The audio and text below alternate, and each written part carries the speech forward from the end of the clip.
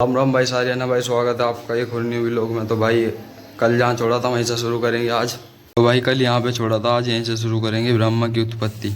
ब्रह्मा जी ने नारद को बताया, नारायण के जल में शयन करते समय शिव जी की इच्छा से उनकी नाभि में कमल की उत्पत्ति हुई, जिसका अनंत योजन विस्तार और ऊंचाई थी। उनके साथ शिव जी ने मुझे पैदा किया।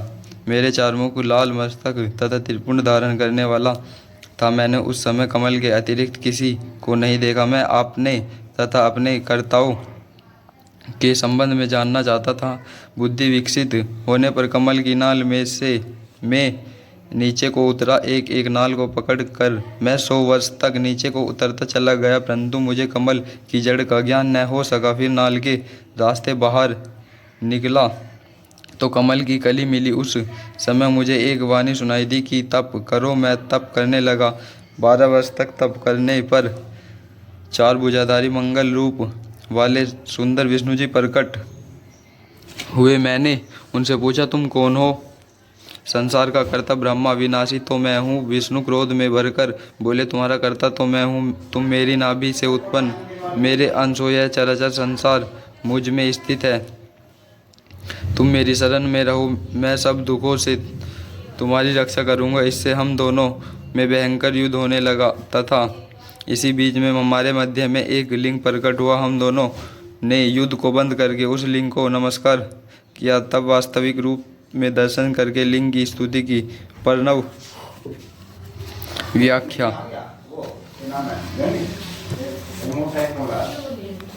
प्रणव व्याख्या। ब्रह्मा जी ने नारद को बताया। उस समय आकाश में गंभीर वाणी में ओम ओम की ध्वनि होने लगी। विष्णु जी ने लिंग में भी ओम आदि अक्षरों को देखा। हम विचार करने लगे कि यह कहाँ से प्रकट हुआ है। उसी समय एक ऋषि प्रकट हुए। विष्णु जी ने ऋषि से पूछकर शिव जी का ज्ञान प्राप्त किया। उन्होंने बताया कि एक ओकार में के द्वारा ही शिव जी को जाना जा सकता है। एक अक्षर ओम सत्य आनंद अमृत परातर ब्रह्मा है। उसी एक अक्षर बीज रूप अंड से मेरा ब्रह्मा जन्म हुआ है। उस ओम का आकार विष्णु है, साकार शिव है। उमा का मोह न करने वाला मकार नित्य स्वरूप है।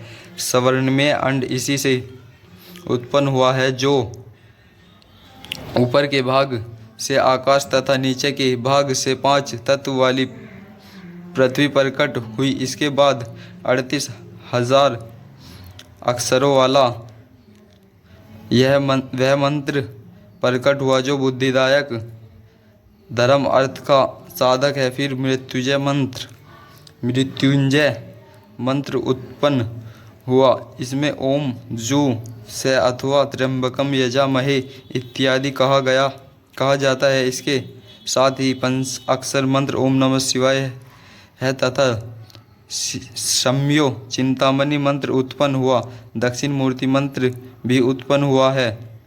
इसके पश्चात तत्वमासी महावाक्य उत्पन्न हुआ। विष्णु जी ने इन सभी मंत्रों को जपना प्रारंभ किया और हम दोनों ने प्रसन्नचित्त होकर स्तुति प्रारंभ की। ब्रह्मा विष्णु को उपदेश। विष्णु जी की स्तुति से भगवान शिव प्रसन्न हो गए। उन्होंने मुझे और विष्णु को वेदों का उपदेश दिया। विष्णु जी ने शिव जी से पूछा, हे प्रभु, आप किस प्रकार प्रसन्न होंगे? शिव जी ने बताया, मैं तुमसे अति प्रसन्न हूँ। तुम किसी बात की चिंता न करो। मेरा लिंग सदैव पूज्य है। इसी पूजा से तुम्हारा भी दुख दूर हुआ है।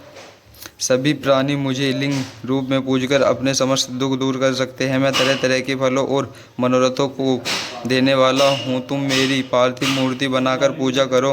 तुम्हारे अंग से मेरा जो अंग पैदा होगा वह रुद्र कहलाएगा। हे ब्रह्मा, तुम सृष्टि के कर्ता बनो। तुम विष्णु जी सृष्टि के पालक बने। उमा रूपी प्रकृति की शक्ति सरस्वती ब्रह्मा की पत्नी बने तथा यही उमा रूपी प्रकृति लक्ष्मी रूप से विष्णु की पत्नी बने। यही पराशक्ति कभी काली के नाम से मेरे अंश से प्रकट होगी और कार्य सिद्धि के लिए ज्योति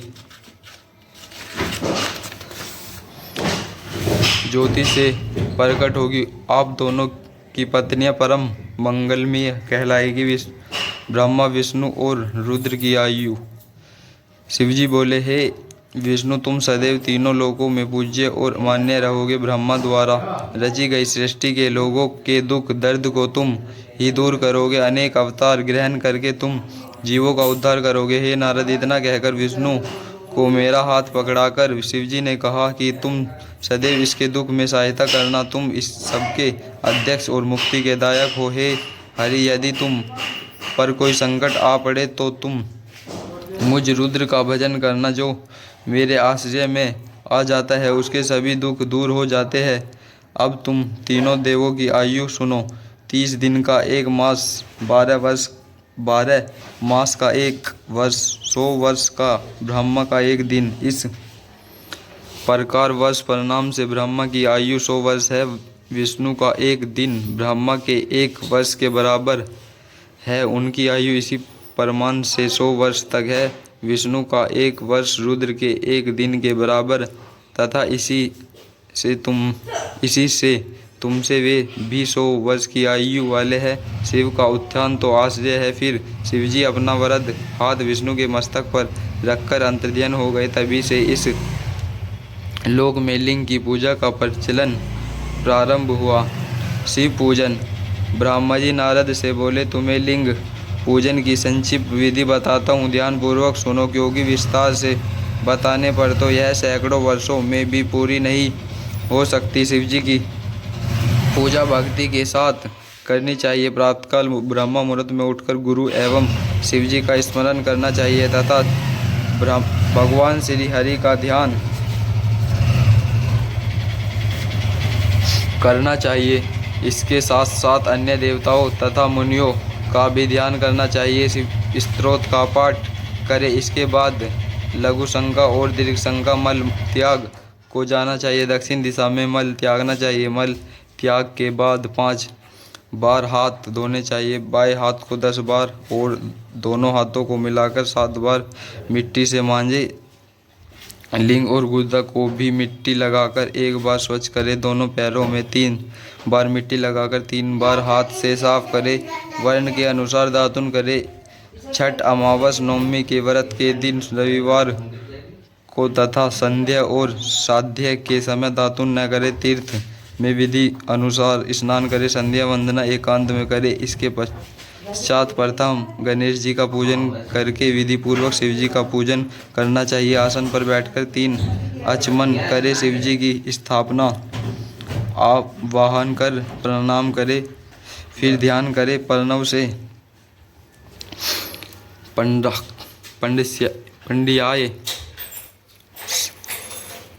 पंडियास करे। फिर शिवजी पर वेद मंत्रों से सहस्त्र जलधारा चढ़ावे। शिवजी पर चंदन पुष्पादि चढ़ावे। नाना प्रकार के वेद मंत्रों से शिव स्तुति करे। उन्हें नमस्कार करे। अर्घ्य देकर शिवजी के चरणों में फूल अर्पित करे। इसके पश्चात प्रणाम करके उनकी आराधना करे। प्रार्थना के समय हाथ में फूल लेकर अंजलि बांधकर खड़े हो जाए और इस प्रकार बोले, हे शंकर भगवान, मैंने अपनी बुद्धि के अनुसार आपकी जो पूजा की है वह सफल हो, आप प्रसन्न हो। इतना कहकर फूलों को शिवजी के सिर पर छोड़ दे। बची हुई सामग्री हटाकर प्रणाम करे। अघोर मंत्र से प्रार्थना करे और बम बम महादेव का उच्चारण करे। देवताओं को उपदेश। ब्रह्मा जी ने नारद को बताया, मैं एक बार मुनियों के साथ क्षीर सागर पर विष्णु जी की स्तुति करने लगा। स्तुति में प्रसन्न होकर विष्णु जी ने कहा, हे देवताओं, आप लोग यहाँ पर किस लिए पधारे हैं? तब मैंने कहा, हे भगवान, दुखों को दूर करने वाली सेवा हम किसकी करें? हे देवताओं, यह तो तुम पहले ही देख चुके हो और अब भी देख रहे हो, फिर ऐसा क्यों पूछते हो? भगवान शिव ही सब दुखों को दूर करने वाले और परम सेव्य है। सुख चाहने वाले को भी कभी भी शिवजी की पूजा करनी नहीं छोड़नी चाहिए। मनुष्य को सभी प्रकार के सुख शिवजी की पूजा करने से प्राप्त होते हैं। इसके अतिरिक्त मुक्ति भी मिल जाती है। विष्णु जी की बात सुनकर सभी देवताओं ने शिवजी को प्रणाम किया और सभी कर्मों की सिद्धि के लिए शिवलिंग की पूजा अर्चना करने लगे। विष्णु भगवान की आज्ञा से विश्वकर्मा ने सभी देवताओं को पूजन के लिए शिवलिंग प्रदान किए। पद्म राग मणि का लिंग इंद्र को, सोने का कुबेर को, पीत मणि का धर्मराज को, श्याम वर्ण का वरुण को, नील मणि का लिंग विष्णु को, सुवर्णीय में लिंग ब्रह्मा को, चांदी का लिंग विश्वदेव को, पीतल का लिंग वसुदेव को,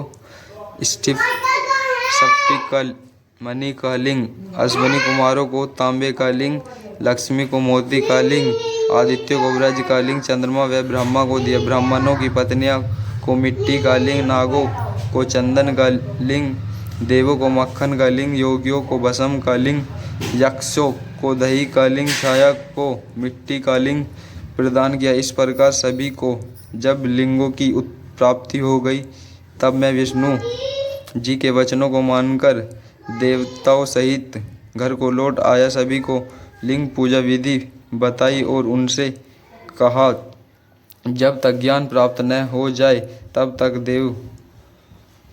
देवता गण विधि के साथ लिंग की पूजा करते रहे। शिव पूजन विधि। ब्रह्मा जी बोले, अब मैं शिव जी की सर्वकाम तथा सुखदायक उत्तम पूजा की विधि का वर्णन करता हूँ, ध्यानपूर्वक सुनो। ब्रह्मा मुहूर्त में उठकर पार्वती सहित शिव जी का स्मरण करे, भक्तिपूर्वक हाथ जोड़कर उन्हें नमस्कार कर सिर झुकाए प्रार्थना इस प्रकार करे, हे देवेश, हे हृदयेश्वर, अब आप उठिए और ब्रह्मांड का मंगल कीजिए। अधर्म से मेरी निवृत्ति कीजिए और धर्म में प्रतिदिन मेरी वृद्धि कीजिए। हे शिव शंकर, मैं जो आपका सेवक हूँ, इस प्रकार भक्ति के वाक्य कहकर गुरु को प्रणाम करके शौच आदि से निर्वत हो दातुन करके 16 बार कुल्ला करे, फिर स्नान करे। रविवार, श्राद्ध, संक्रांति तथा ग्रहण के दिन, महादान तथा तीर्थ व्रत के दिन गर्म जल से स्नान न करे। अपवित्रता होने पर गर्म जल से स्नान करे। ऋषि और पितरों की खुशी के लिए तर्पण करे। धुले हुए एवं स्वच्छ वस्त्र धारण करे। मृग चरम पर बैठकर त्रिपुंड धारण करे। भस्म लगाए।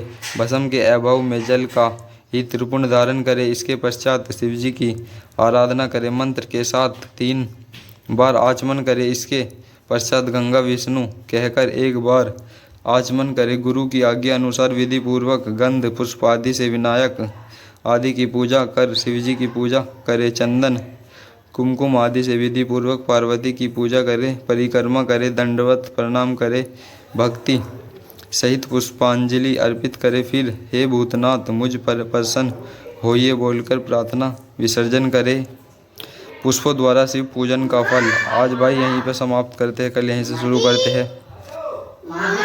आज के व्लॉग की यहीं समाप्ति कर मिलते हैं अगले व्लॉग में, तब तक के लिए राम राम।